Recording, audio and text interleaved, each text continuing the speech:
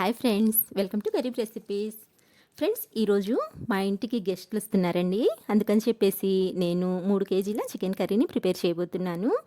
ఈ రెసిపీని మీతో షేర్ చేసుకోవాలనిపించి వీడియో చేస్తున్నాను ఫ్రెండ్స్. కర్రీ అయితే చాలా టేస్టీగా ఉంటుంది. చాలా ఈజీగా ప్రిపేర్ చేసుకోవచ్చండి. అది ఎలాగో ఇప్పుడు మనం చూసేద్దాము. దీనికోసం నేను ఇక్కడ ఫస్ట్ 3 కేజీల చికెన్ తీసుకున్నానండి.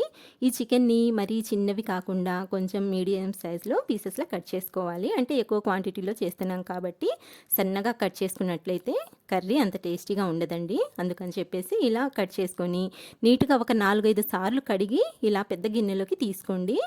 నెక్స్ట్ ఇందులోకి ఒక 4 మీడియం సైజు ఉల్లిపాయలని ఇలా నిలువుగా కట్ చేసుకొని యాడ్ చేసుకోండి.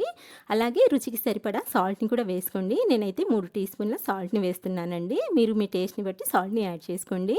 నెక్స్ట్ 1 టీ స్పూన్ పసుపుని కూడా వేసి ఇప్పుడు మనము ఈ పసుపు ఉప్పు ముక్కలకి బాగా పట్టేలా ఇలా చేతితోనే అంతా చక్కగా కలిపేసుకోవాలి. చూస్తున్నారు కదండి, ఈ విధంగా అంతా చక్కగా కలుపుకున్న తర్వాత ఇందులో వాటర్ అయితే అస్సలు వేయొద్దండి. ఇప్పుడు స్టవ్ ఆన్ చేసుకొని ఈ గిన్నెని స్టవ్ మీద పెట్టుకొని గ్యాస్ని హై ఫ్లేమ్లో పెట్టుకొని ఒక 10 నిమిషాల వరకు ఉడికించుకుందాము.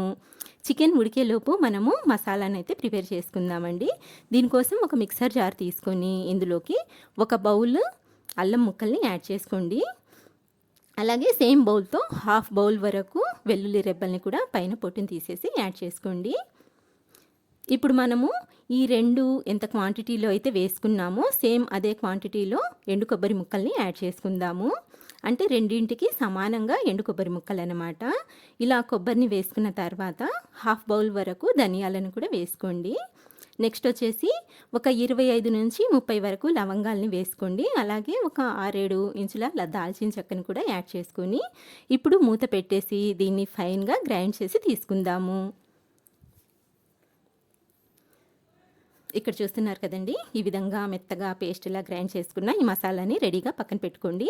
ఈలోపు మనకు ఇక్కడ చికెన్ కూడా ఉడకడం మొదలయ్యింది. ఇందులో మనము నీళ్ళని అస్సలు వేయలేదు కదండి, అయినా సరే ఎన్ని నీళ్లు ఊరాయో చూడండి. ఇప్పుడు మనము ఈ నీళ్ళన్నీ ఇంకిపోయేంత వరకు ఉడికించుకోవాలి. ఇక్కడ చూస్తున్నారు కదండి, ఈ విధంగా నీళ్ళన్నీ ఇంకిపోయిన తర్వాత ఇందులోకి మనము ఒక ఫుల్ కప్పు ఆయిల్ని వేసుకుందాము. ఇలా ఆయిల్ వేసుకొని గ్యాస్ని లో ఫ్లేమ్లో పెట్టుకొని ఒక 4-5 నిమిషాల వరకు ఈ ఆయిల్లో చికెన్ని బాగా కలిపేసుకొని ఉడికించుకుందాము. 5 నిమిషాలు ఈ ఆయిల్లో బాగా ఇలా 4-5 నిమిషాల తర్వాత ఇప్పుడు మనం ఇందులోకి ప్రిపేర్ చేసి పెట్టుకున్న ఈ మసాలాని అయితే యాడ్ చేసేసుకుందాము. మొత్తం మసాలాని వేసేస్తున్నానండి. అలాగే కారం కూడా ఒక 1/2 బౌల్ వరకు వేస్తున్నాను. మీరు మీ టేస్ట్ని బట్టి కొంచెం ఎక్కువ తక్కువ చేసుకోవచ్చండి. తర్వాత వచ్చేసి 1/2 కేజీ టమాటాని ఇలా సన్నగా కట్ చేసుకొని టమాటా ముక్కల్ని కూడా ఇందులోకి యాడ్ చేసేయండి. ఇప్పుడైతే తగినన్ని వాటర్ని వేసుకోవాలి. మీకు కర్రీ కొంచెం పల్చగా కావాలనుకుంటే వాటర్ని ఎక్కువ వేసుకోండి, లేదా తిక్కగా కావాలనుకుంటే వాటర్ని కొంచెం తక్కువగా వేసుకోండి. మీ టేస్ట్ని బట్టి వాటర్ని అయితే యాడ్ చేసుకోండి. ఇప్పుడు మనము ఈ కర్రీని ఇంకొకసారి బాగా కలిపేసుకుందాము.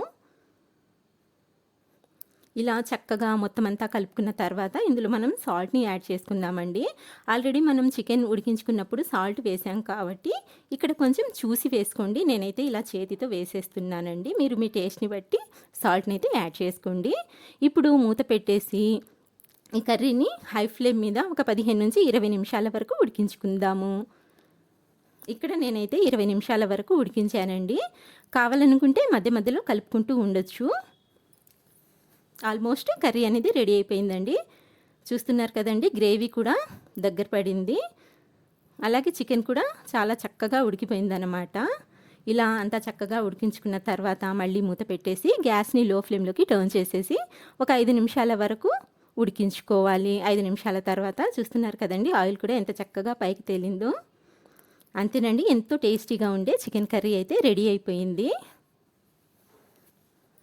చాలా టేస్టీగా ఉంటుంది. ఈలోపు నేను వేరే స్టవ్ మీద ఇక్కడ బిర్యానీ కూడా రెడీ చేసేసానండి. సో ఫ్రెండ్స్, ఇది ఇవాల్టి వీడియో. నచ్చినట్లయితే ప్లీజ్ లైక్ చేయండి, షేర్ చేయండి. అలాగే మా ఛానల్ని మర్చిపోకుండా సబ్స్క్రైబ్ చేసుకోండి. ఇంకొక మంచి వీడియోతో మళ్ళీ కలుస్తాను. Thank you for watching. Bye అండి.